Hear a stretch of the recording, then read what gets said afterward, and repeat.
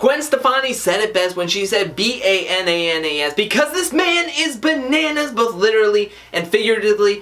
Hello and welcome to the brief history of Johnny Bananas, a 6-time challenge champion, the most ever in challenge history. However, with that, some would label him the most hated challenger in challenge history. But let's go all the way back to 2006, where Johnny Bananas made his MTV debut on a show called The Real World Key West, and not too long after that season wrapped up, that's when he made his challenge debut on the 13th season of the challenge called The Duel. Now, it wasn't a good start to his challenge career, as he was put into the first elimination and eliminated on episode 1 against his fellow rookie and former Real World Key West castmate, Tyler Duckworth. Remember that name, Tyler Duckworth, because it's going to be coming up later in his challenge career. But being eliminated first on your rookie season, it has to be nerve-wracking, because you have to be thinking, will I ever be casted again? Well, not to worry, Johnny was luckily for him casted on the next season called Inferno 3, where he made it all the way up to the finals. Ultimately lost that season, but that's a huge bounce back from being the first one out to making it all the way to the finals. There was a setback in Gauntlet 3, but in the challenge season called The Island, that's when Johnny and his merry crew of Kenny, Derek K, and Evelyn built their boat up the quickest, sailed past the finish line first, and were crowned challenge champions. Johnny Bananas was a challenge champion in only his 4th season out, and he was only getting started. As the next season, he took off, and it was season 17, The Duel 2, which he probably took it off because there was bad memories of The Duel 1. The next season, he was on challenge season 18 called The Ruins. He actually won that one, so he's won back-to-back challenge seasons that he was casted on. But on season 19, he was not on Fresh Meat 2, which is weird to say that Johnny Bananas was not on a challenge season, because for the past 10 seasons at least, he's been a staple to the cast. Hard to believe, I know, but there was a time where he was not on every single season of the challenge. But he was back on season 20 of the challenge called Cutthroat, where he etched his name on one of the most iconic moments and lopsided eliminations in challenge history. Now, for some context of this elimination, on Cutthroat, everybody was just nominating themselves to go into elimination. They wanted to quote-unquote earn their stripes. They were even voting for themselves to go into an elimination, and the blue team lost. Johnny's team, the blue team, lost, and he decided he was going to earn his stripes and put himself into an elimination. What helped make this decision for him was that the red team also lost, and there was talks that Tyler Duckworth wanted to go into an elimination as well. Remember that name, Tyler Duckworth? Johnny was using this to get revenge for what happened in The Duel, season 13. However, when they got into the gulag and they were primed and ready for Johnny's revenge, that's when TJ threw a curveball and brought in the mercenaries. This was the first ever time and incident that the mercenaries were brought in for an elimination, and who else would they get to play the first mercenary? And that was none other than CT. And that's when Johnny picked the short straw and had to go up against CT first. They were strapped back to back. That's when CT stood up and started like robot walking every stomp over to this barrel, and Johnny was helpless. He was just trying to like stop CT any way possible, but there was no stopping him as he just launched Johnny over this barrel, bent it all up the garbage, and needless to say, Johnny was eliminated. Despite that elimination, Johnny Bananas was a force to be reckoned with, as in the next 5 challenge seasons, he made 4 finals appearances and won 3 of them. That's insane to think about.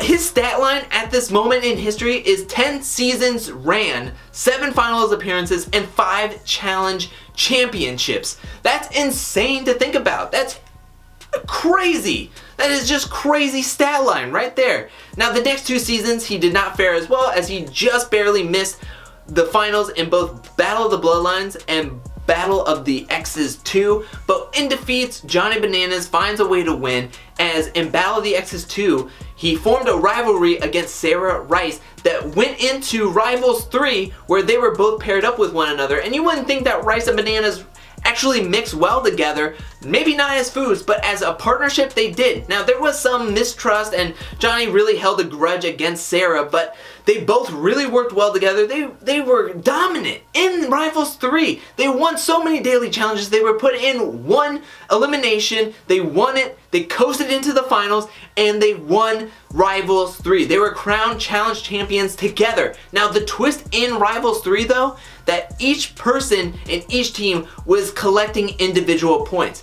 And once throughout the challenges, you can collect individual points either by standing longest on a log. They were collecting individual points. Whoever had the most individual points by the end of the challenge would be able to pick whether they wanted to split the money or take it all for themselves. So third, second, and first place were all going to be whoever got the most in those duos would get to choose whether they would want to keep all the money or split it between them and their partner. Of course, third and second place said that they would split the money, and then it was revealed that Johnny scored the most points between him and Sarah, and that's when Johnny uttered the words, "I'm gonna take the money and run, Tej." And Sarah was devastated. Now, there were some things that transpired once Johnny took all the money for himself. He got his 6th challenge championship, the most ever by a challenger to date. That $275,000 prize money sent him over the top of $685,000 total won on the challenge by, at that time, was the most in challenge history. Sarah Rice was devastated, and she did not come back for another challenge season. Even listening to some of her episodes on Brain Candy, she's talked about that moment, and she keeps on going back to it here and there. Like, her brain will just drift over to that moment and think, was there something I could have done better? Was there something I could have done to prevent that from happening? And then there's some things that some people would say that Bananas is cursed, that there is a Bananas curse, because karma is happening that he took all the money, all $275,000 for himself, because he has not made it to a finals. He has not won a challenge championship since Rivals 3, and I'm not gonna lie, it's tough to dispute because he has not even been close to the dominant force that he was not too long before Rivals 3. There's such a dip in performance that he has not even seen a final since then, and it's crazy to think about. But his challenge career overall spans 19 seasons and counting, because challenge 34, and then he's bound to be on challenge 35. He has over $685,000 won in challenge earnings, and he has won 6 challenge championship titles, and that's still the most to date of any challenger in the challenge right now. But what do you think about Johnny Bananas? Let me know that in the comment section below. Are you a fan of Bananas, or are you a hater of Bananas? And when did you start hating him? Was it in the beginning of his challenge run, or was it because he took the money from Sarah Rice? Let me know that in the comment section below. And do you think the Bananas curse is real? Let me know that too. I want to hear everything and everything. Thank you so much for watching. I have so many videos coming out every week with Going in Blind, Below Deck Med, the challenge brief history. Thank you so much for watching. I'll be back really soon with one of those 4 I just mentioned. While you're down there, hit that like and subscribe button. But I'll be back really soon. But until then, peace.